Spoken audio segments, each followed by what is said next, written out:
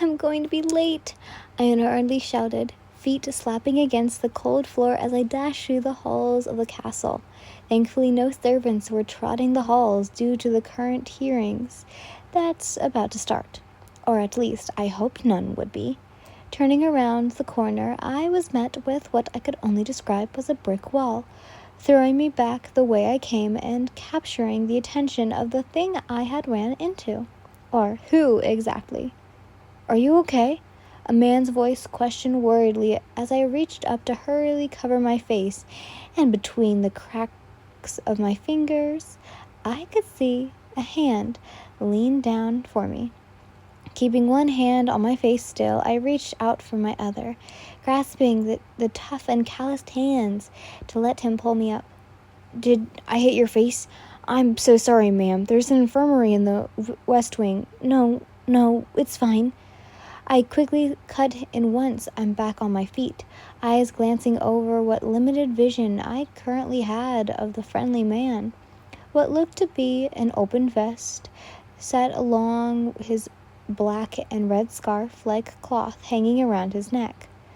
But that wasn't the thing that caught my attention. No. It was a holster clip across his chest that caught my eye. And what made it more eye-catching was a small medal latched onto the letter, indicating that this was a common soldier. I turned away as much as I could avoid my face being seen. "I'm so sorry. It was my fault. Sorry," I politely cut off as I walked past him, still rambling apologies while speed walking off. Once I deemed it was out of range, I sped up, legs switching into a run again. I turned around the corner, sprinting to the double staircase built to interlock an opposite side of the bottom and jumping, keeping my dress held down as I slid down the polished railing. It gleamed in the light of the sun, poking through the many windows, lifted against the stone. These warmth rays flickering over me as I slid and hopped off of the end to bolt forward yet again, down 2 more halls.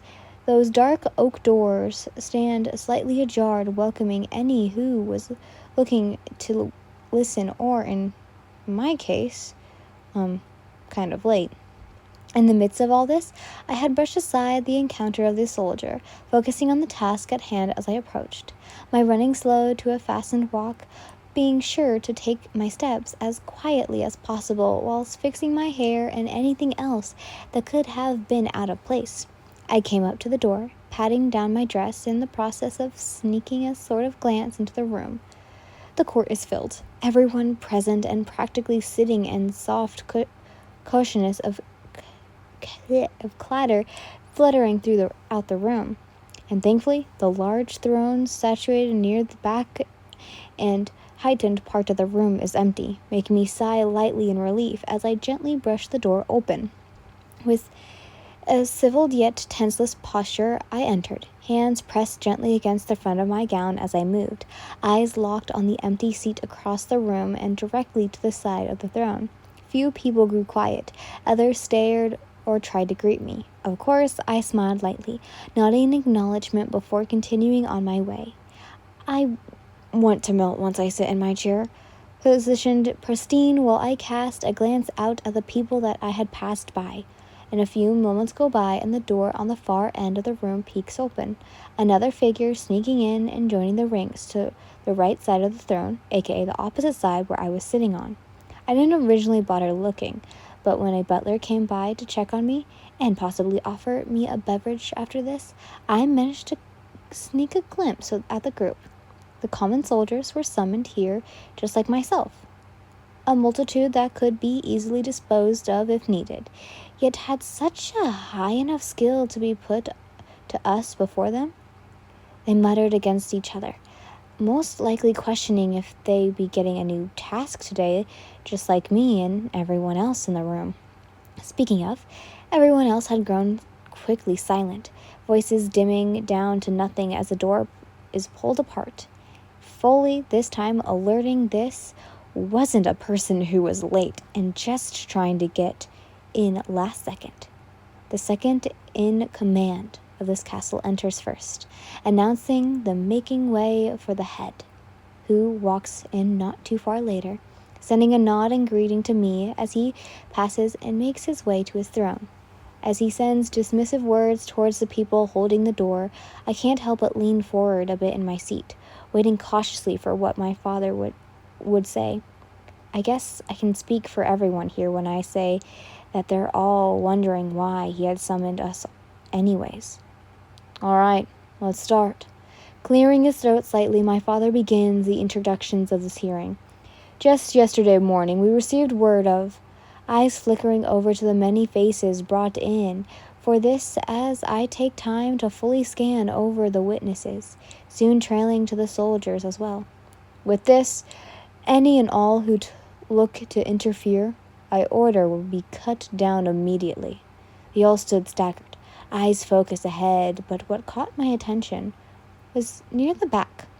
There wasn't much that stood out about them since the clothing for common soldiers was pretty slack. This is their request, and among other notes, it was the same red scarf poking out between the row of front seats, this time accompanied with a red of hair to match the striped piece of clothing. Lady Yin, among with others, I will appoint, will be sent to investigate these rebels. My father speaks finally, and I blink to cast a glance up at him. A small chorus of mummers rings throughout the courtroom. People turning their peers as they speak and easily snap me back into my own world of what my father had been saying.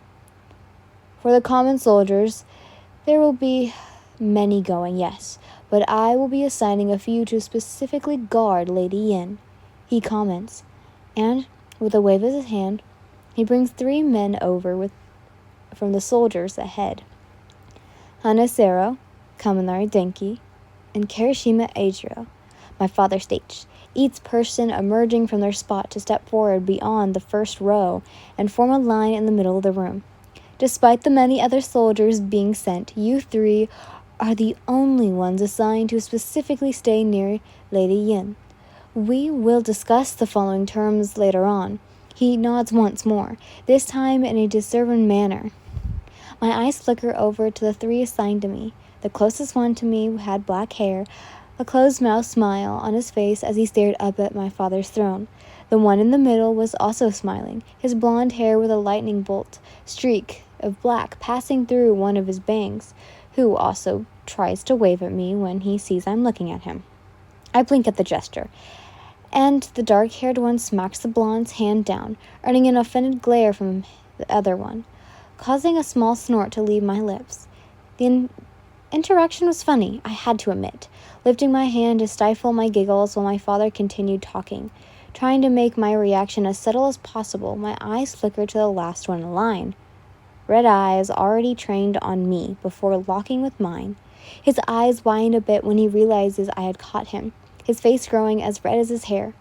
Do you all take this oath? Yes, sir.